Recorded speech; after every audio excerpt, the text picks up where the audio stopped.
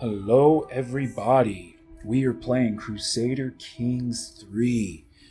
Now, I am very new to this game. I haven't really, I've never played any of the previous Crusader Kings at all. So this will be my first foray into it. And we're going to see how it goes. So I have the difficulty set to normal. I've kind of played around just a little bit just so I can have a better idea of, how it goes. So let's really just let's dive in and kind of see what happens. So I think what I'm going to do is usually when people are playing, they tend to pick, a European kingdom, and I get that. But I'm going to try something different. I'm going to pick some place in Africa, because I think this game has a very expansive setup and has a very expansive in a lot of countries. So why not explore those other options in those other countries and see how the game works that way? So we're going to pick Daurama. Let's pick her, a tiny little slice in sub-Saharan Africa. Let's see. So what does it say? She's 27. She's tribal. Her son is her heir, Bawo. As the last of the Magaji of Daura, Daurama is a symbol of the old ways of the Hausa people. Her new husband, originally from Iraq, represents change as more and more outsiders flock to the Hausa land, bringing their strange faiths and cultures with them. Daurama is set to go down in history as the last Magajiva. Does she have to be? I don't think she has to be. So let's dive in and see where it takes us. All right, here we go.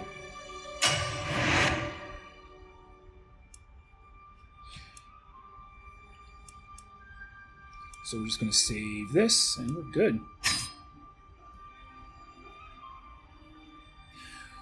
So yeah, we're going to dive in and really see what this is all about. All right.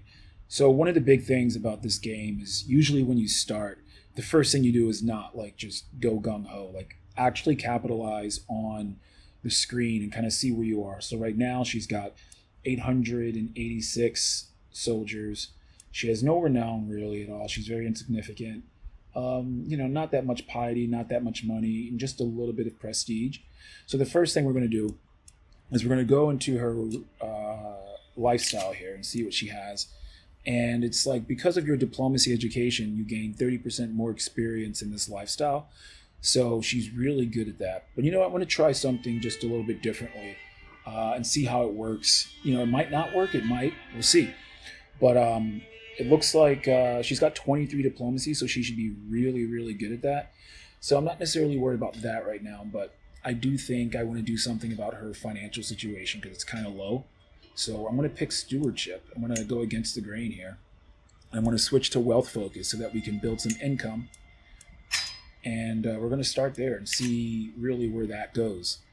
It looks so interesting. She's really squeezed in between all of these different small factions, and right next to her is Kanem. It looks like Kanem has 677 troops, and she's got 886. So she's pretty good right now. She doesn't have to worry about them. But the High Chieftain of Kano has 1,600. So these are going to be people we're going to have to look out for, and that's the first thing you want to do is kind of see where you stand in the grand scheme of things. And now we're being told that she has no heirs for her dynasty, and that's really upsetting. So we're gonna have to figure out why she has no heirs and what we can do to fix that. So let's see. So apparently my sister can marry. So what I'm going to do is I'm going to look for alliance power and see what type of alliances I can have here, because my kingdom's not that big, so I definitely want to have a kingdom where I can be able to call on people if I need help. And it's great because we're going to keep this a matrilineal thing. He's got 835, roughly around the same as mine, so that'll double my number of troops if we ever need some help. So we'll do that. And she needs to take a consort. And let's see what the options are.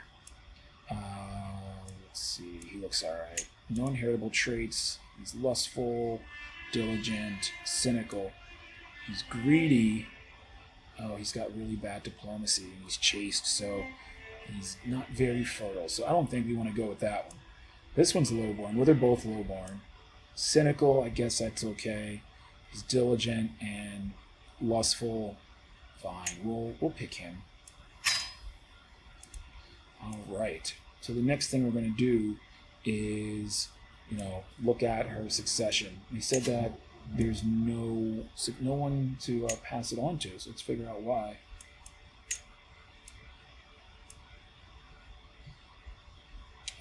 Because her son is not a part of her dynasty. That's why. Gotcha. So what I will at least do is try to see if I can get some alliances here. I can't really get an alliances, so let's see what about prestige. No, nothing really good right now. So he's kind of useless. I hate to say that, but yeah, her son's kind of useless. So let's see what happens over here, though. So we want to raise this. We can actually imprison characters. Tribal rulers with non-tribal lieges may settle, becoming feudal or a clan. So let's see, where does she stand in terms of vassals? Has no vassals. So this is actually great because she can do this and not actually have any negative opinion because she has no vassals. But this will be good going forward because she'll be able to make some better decisions and imprison people and things like that. Because we're going to have to be aggressive if we're going to want this to work. So we'll pass that and we'll look at her domain.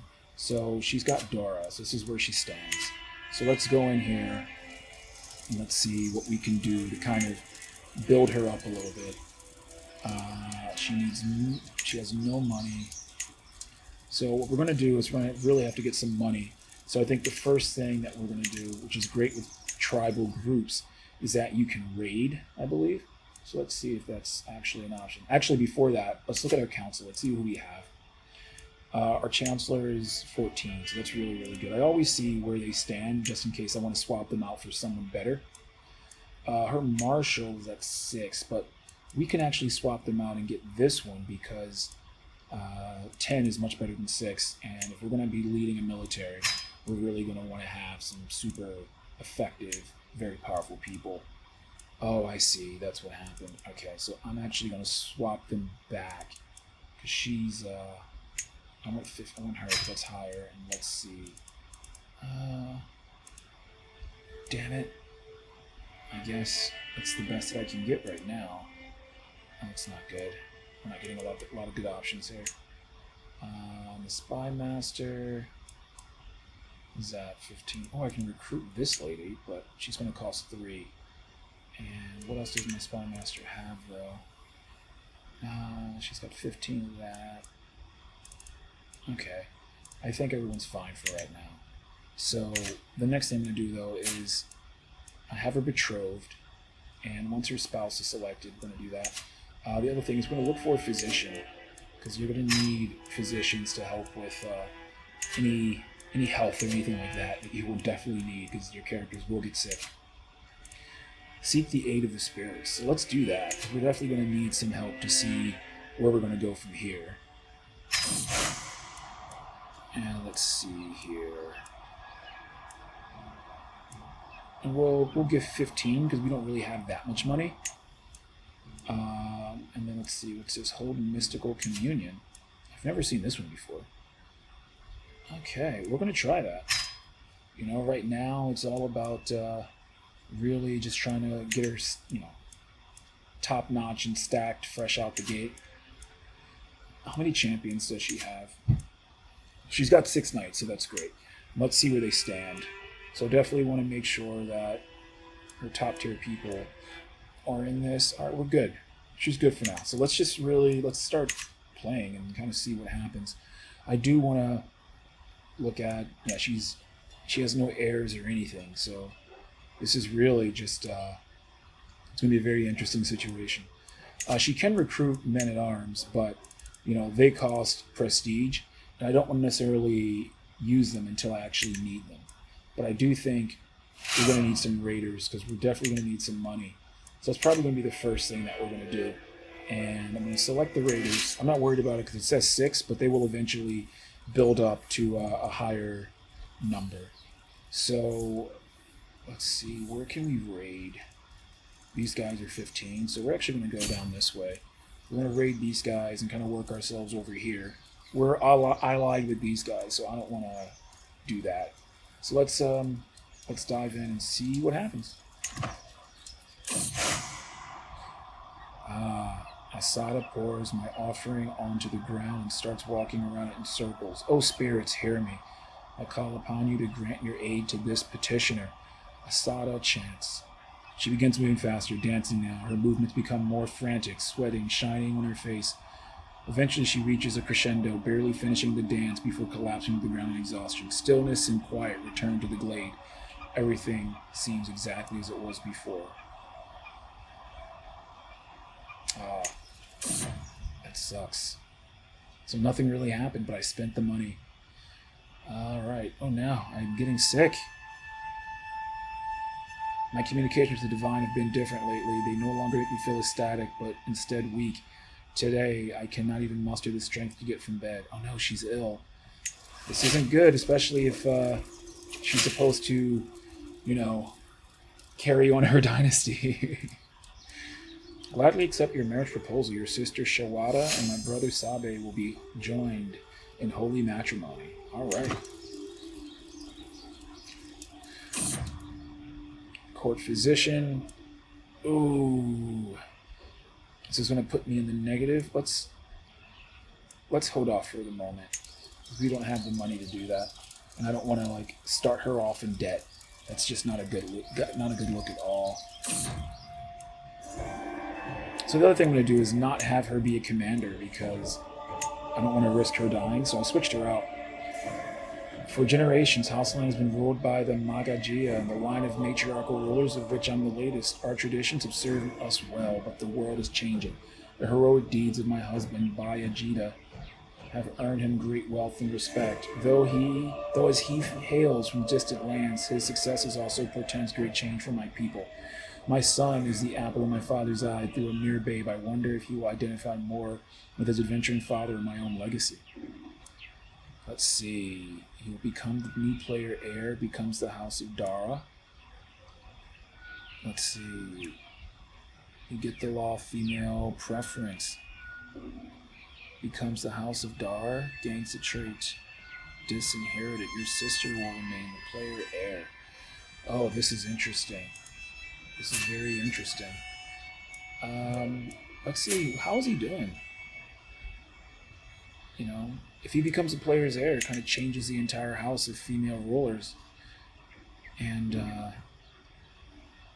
he would have a bad opinion of me. This is interesting. If you do this one, though, you get a female preference, and he becomes a part of the house, but he gets disinherited. And that's really risky, because she's not pregnant yet, So I think we're going to just do what we should, and I think we'll take the decision and make him the player heir, although he's going to have a low opinion of me.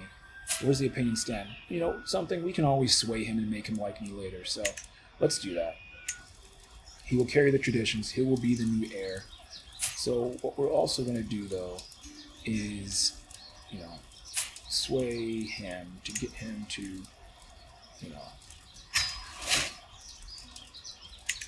like me more. All right, here we go. So now we are raiding. We capture the prisoner.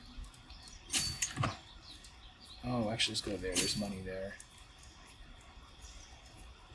All right. So she's not leading anymore.